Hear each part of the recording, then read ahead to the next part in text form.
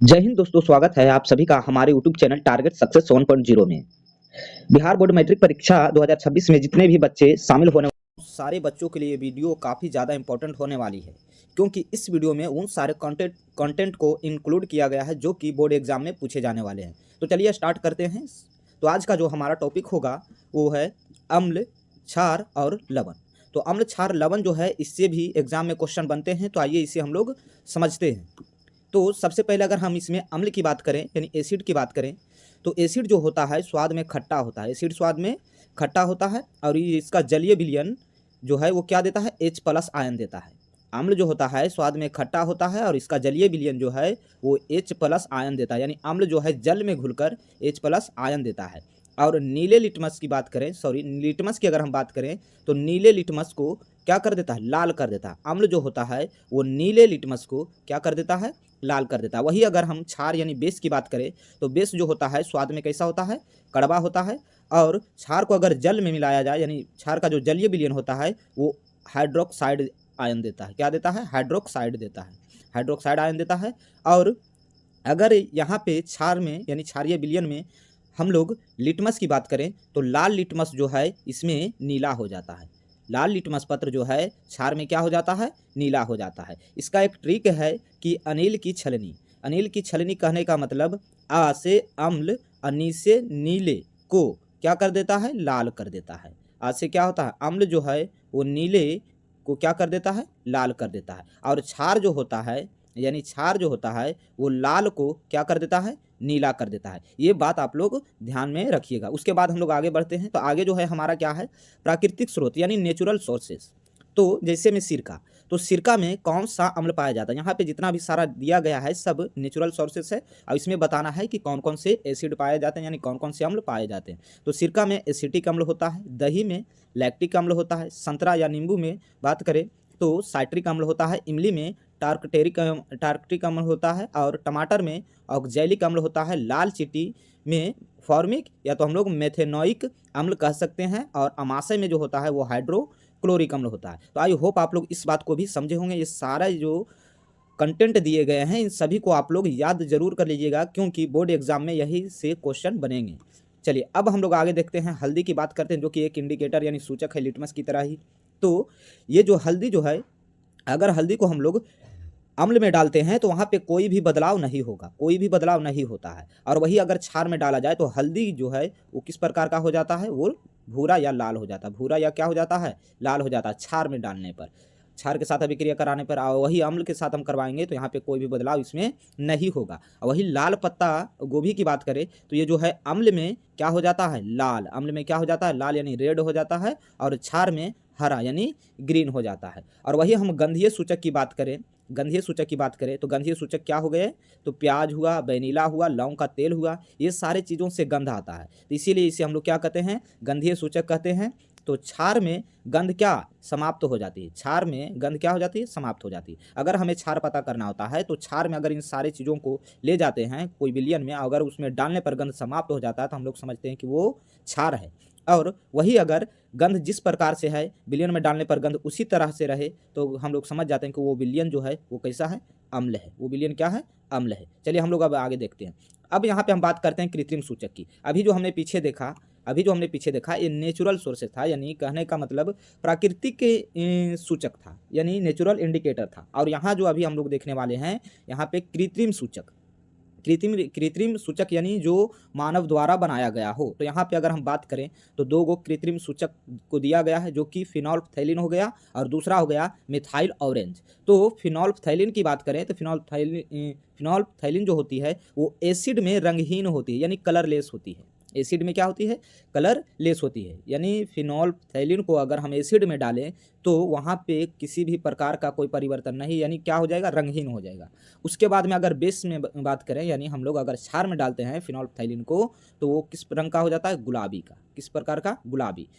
उसी प्रकार से अगर हम आगे देखें तो मिथाइल ऑरेंज को अगर एसिड में डाला जाए तो वो किस प्रकार का हो जाता है, लाल। और वही मिथाइल ऑरेंज को क्षार में डाला जाए तो वो कैसा हो जाता है, पीला हो जाता है। अब यहाँ पे हम लोग आगे बढ़ते हैं। तो अम्ल को अगर हम धातु के साथ अभिक्रिया करवाते हैं तो लवण और हाइड्रोजन गैस यहाँ पे निकलता है, लवण बनता है और हाइड्रोजन गैस यहाँ पे क्या होता है, निकलता है। जब भी किसी धातु को अम्ल के साथ अभिक्रिया करवाया जाता है तो लवण प्लस हाइड्रोजन गैस निकलता है। चलिए अब हम लोग आगे बढ़ते हैं। तो यहाँ पे अगर हम देखें हाइड्रोजन गैस की जांच, तो ये भी जो इक्वेशन यानी ये जो समीकरण दिए गए हैं, इन सारे चीज़ों को आपको ध्यान में रखना है। जब भी हम किसी एसिड के साथ किसी मेटल का यानी किसी अम्ल के साथ किसी धातु की अभिक्रिया करवाते हैं तो वहाँ पे साल्ट यानी लवण बनता है और क्या बनता है, हाइड्रोजन गैस। जैसा कि आप यहाँ पे देख सकते हैं, ये जिंक जो है हमारा क्या है, एक धातु है यानी मेटल है, और H2SO4 जो है अम्ल है यानी सल्फ्यूरिक अम्ल।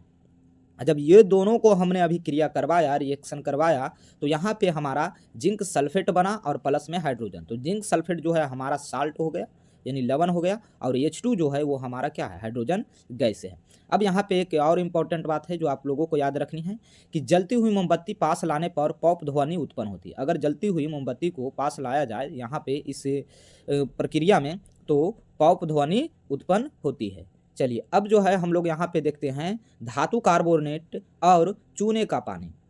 तो यहाँ पे हम पहले एक रिएक्शन की बात कर लेते हैं, जिससे कि यहाँ पे एक धातु कार्बोनेट को हम अम्ल के साथ रिएक्शन करवाएं तो यहाँ पे जो है लवण और कार्बन डाइऑक्साइड और जल बना। तो जब भी आपसे पूछा जाए कि धातु कार्बोनेट और अम्ल को अभिक्रिया करवाया जाता है तो क्या बनता है, तो लवण बनता है, कार्बन डाइऑक्साइड बनता है और जल बनता है। जैसा कि आप यहाँ पे देख सकते हैं कैल्शियम कार्बोनेट, कैल्शियम जो है एक धातु है तो इसीलिए कहते हैं इसी धातु का क्या हो गया, कार्बोनेट हो गया, और HCl यानी हाइड्रोक्लोरिक अम्ल हो गया। अभी दोनों को जब हमने अभिक्रिया कराया तो यहाँ पे क्या बना, एक लवण बना, कार्बन डाइऑक्साइड बना और क्या बना, जल बना। चलिए उसके बाद जो है हम लोग आगे बढ़ते हैं, जांच यानी द टेस्ट यहाँ पे करते हैं। तो कार्बन डाइऑक्साइड गैस को चूने के पानी से गुजारने पर वह क्या हो जाता है, दुधिया हो जाता है। क्या हो जाता है, दुधिया यानी मिल्की हो जाता है। तो ये भी बात आप लोगों को याद रखनी है कि कार्बन डाइऑक्साइड गैस को जब हम लोग चूने के पानी से गुजारते हैं तो वो किस कलर का हो जाता है, तो वो दुधिया हो जाता है। चलिए अब जो है हम लोग आगे बढ़ते हैं। आगे यहाँ पे हम लोग देखेंगे उदासीनीकरण अभिक्रिया, जो कि काफ़ी ज़्यादा इंपॉर्टेंट है। यहाँ से भी क्वेश्चन कई बार बोर्ड एग्जाम में पूछे जा चुके हैं। तो उदासीनीकरण अभिक्रिया आखिर हम लोग कहते किसे हैं, तो जब अम्ल और क्षार अभिक्रिया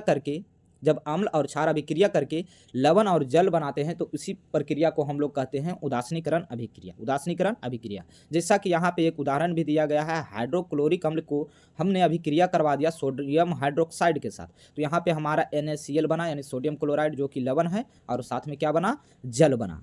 चलिए अब जो है यहाँ पे लवण बन रहा है, तो लवण के कई प्रकार होते हैं, जैसा कि पीछे भी हमने कई समीकरण में भी देखा है। तो यहाँ पे अगर लवण की प्रकार की बात करें तो लवण एक होता है अम्लीय लवण, और एक होता है उदासीन लवण, और एक होता है क्षारीय लवण।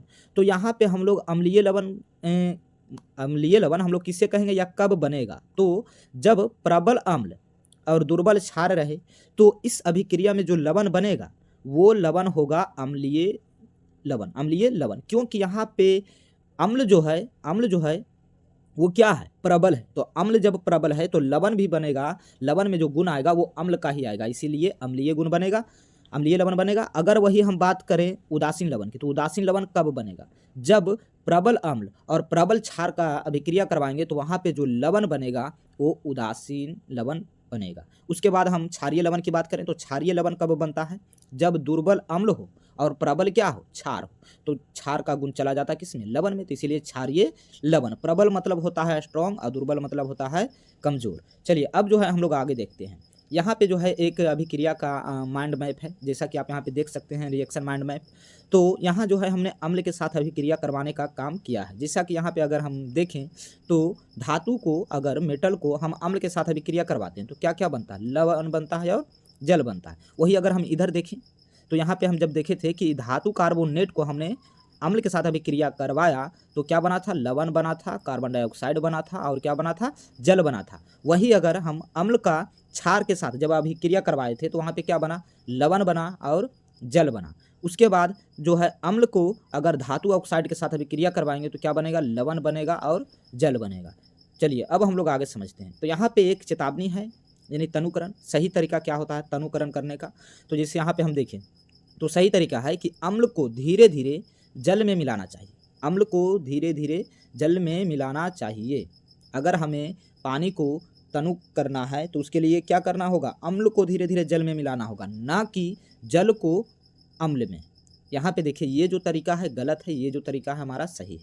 तो सही तरीका क्या है कि अम्ल को हम धीरे धीरे जल में मिलाने का काम करेंगे, तो वो जो तरीका होगा वो सही होगा। और अगर हम जल को कभी भी सांद्र अम्ल में नहीं मिलाना चाहिए। अगर हमको तनु करना है और वहाँ पे सांद्र अम्ल में अगर हम जल को मिलाएंगे तो वहाँ पे प्रॉब्लम हो सकती है, यानी ये जो तरीका है हमारा गलत होगा। तो पूछेगा अगर आपसे कि तनु किसी भी सांद्र अम्ल जो है अगर उसे हमें तनुकरण करना है तो उसके लिए हमको जल को अम्ल में मिलाना होगा कि अम्ल को जल में मिलाना होगा। तो याद रखिएगा अम्ल को जल में मिलाना चाहिए, वो भी धीरे धीरे। चलिए यह प्रक्रिया अत्यंत ऊष्माक्षेपी होता है क्योंकि इसमें काफ़ी ज़्यादा मात्रा में क्या निकलता है, ऊष्मा निकलता है। अब यहाँ पे जो है कांच का पात्र टूट भी सकता है अगर आप इस प्रकार से करेंगे तब। किस प्रकार से? अगर आप अम्ल में जल को मिलाइएगा तब। चलिए अब जो है हम लोग यहाँ पे देखते हैं पीएच स्केल। यहाँ पे भी हम लोग यही समझेंगे कि जो भी अभी हमने पढ़ा उन सारे चीज़ों को, अम्ल जो हो या क्षार हो या उदासीन हो, उन सारे का एक पीएच वैल्यू होता है। तो यहाँ पे अगर हम बात करें तो जितना भी उदासीन होता है, जिसका भी पीएच मान 7 आ जाए वो उदासीन कहलाएगा। पीएच मान 7 रहे तो वो क्या कहलाएगा? उदासीन कहलाएगा। और जिसका पीएच मान 7 से कम हो, 7 से क्या हो? कम हो। 7 से कम हो तो उसे हम लोग क्या कहते हैं? उसे हम लोग अम्लीय कहते हैं। उसे क्या कहते हैं? अम्लीय कहते हैं। और जिसका पीएच मान 7 से ज़्यादा हो तो उसे हम लोग क्या कहते हैं? क्षारीय कहते हैं। ये बात आप लोगों को ध्यान में रखनी है कि जिसका पीएच मान 7 है वो उदासीन, 7 से कम है तो अम्लीय, 7 से ज़्यादा है तो क्षारीय। और यहाँ पे एक और बात आपको याद रखनी होगी कि जिसका पीएच मान 7 से जितना ज़्यादा कम होगा उतना उसका अम्लीयता ज़्यादा होगा। जैसे कि यहाँ पे हम बात करें नींबू की रस की, तो नींबू के रस का जो पीएच मान होता है 2.2 होता है। और वही जठर रस की बात करें तो 1.2 होता है। तो ये दोनों में ज़्यादा अम्लीय कौन कहलाएगा? तो ज़्यादा अम्लीय की बात करें तो ज़्यादा अम्लीय जठर रस कहलाएगा, क्योंकि इसका पीएच मान कम है। पीएच मान जितना कम होगा उतना उसकी अम्लीयता ज़्यादा होगा, यानी कहने का मतलब उसका पीएच मान जितना कम होगा उसकी अम्लीयता उतना ज़्यादा होगा। तो नींबू का रस से काफ़ी ज़्यादा अम्लीयता किसका होता है? जठर रस का। किसका? जठर रस का। अब वही क्षार की बात करें तो क्षार में जो होता है बिल्कुल उल्टा होता है। इसका पीएच मान जिसका ज़्यादा है वो उतना ही क्षारीय होगा। चलिए अब जो है यहाँ पे अगर हम देखें तो यहाँ पे रक्त की बात की गई, तो रक्त का पीएच मान क्या होता है? 7.4। और वही मिल्क ऑफ मैग्नीशिया की बात करें तो इसका पीएच मान कितना माना जाता है? 10 माना जाता है। तो ये दोनों में क्षारीय कौन कहलाएगा? तो क्षारीय जो है अधिक क्षारीय कहलाएगा मिल्क ऑफ मैग्नीशिया, क्योंकि इसका पीएच मान ज़्यादा है। चलिए अब यहाँ पे एक हम उदासीन का भी एग्जाम्पल ले लेते हैं। तो जैसे में शुद्ध जल जो है एक उदासीन होता है। शुद्ध जल उदासीन इसलिए होता है क्योंकि उसका पीएच मान जो होता है 7 के बराबर होता है। और यहाँ पे आपको एक ये फॉर्मूला याद रखना है कि पीएच का जो फॉर्मूला होता है -log और big bracket H plus ion. चलिए अब जो है हम लोग आगे बढ़ते हैं। तो यहाँ पे हम लोग दैनिक जीवन में पीएच का महत्व जानेंगे। तो जैसे कि पाचन की अगर हम बात करें, डाइजेशन की, तो पेट में हाइड्रोक्लोरिक अम्ल होता है। अति अम्लता के लिए मिल्क ऑफ मैग्नीशिया का उपयोग किया जाता है, जिसे हम लोग एंटासिड कहते हैं। जैसा कि अभी हमने देखा है अधिक क्षारीय होता है, इसका पीएच मान लगभग कितना? 10 होता है। तो जब भी, और ये जो है मिल्क ऑफ मैग्नीशिया ये काफ़ी ज़्यादा अम्लीय होता है और काफ़ी ज़्यादा क्षारीय होता है, और हाइड्रोक्लोरिक अम्ल जो है काफ़ी ज़्यादा अम्लीय होता है। तो ये हो गया प्रबल अम्ल और ये हो गया प्रबल क्षार। इसीलिए ये दोनों को जब भी हमारा पेट में किसी भी प्रकार का प्रॉब्लम होता है तो हम लोग एंटासिड लेते हैं, यानी मिल्क ऑफ मैग्नीशिया लेते हैं। अब वही दंत क्षय की बात करें तो मुंह का जो पीएच मान होता है वो 5.5 से कम होने पर दांतों का इनामेल जो होता है वो खराब हो जाता है। याद रखिएगा दंत क्षय कब होता है हमें? जब हमारा मुंह का पीएच मान 5.5 से कम होता है। 5.5 से कम हो जाता है तब जो है इनामेल क्या हो जाता है? खराब हो जाता है। इसके बचाव के लिए हमें क्या करना चाहिए? तो इसके बचाव के लिए क्षारकीय दंतमंजन से हमें ब्रश करना चाहिए। उसके बाद जो है हम लोग देखते हैं पशु और पौधे। तो नेटल का डंक में मेथेनोइक अम्ल होता है।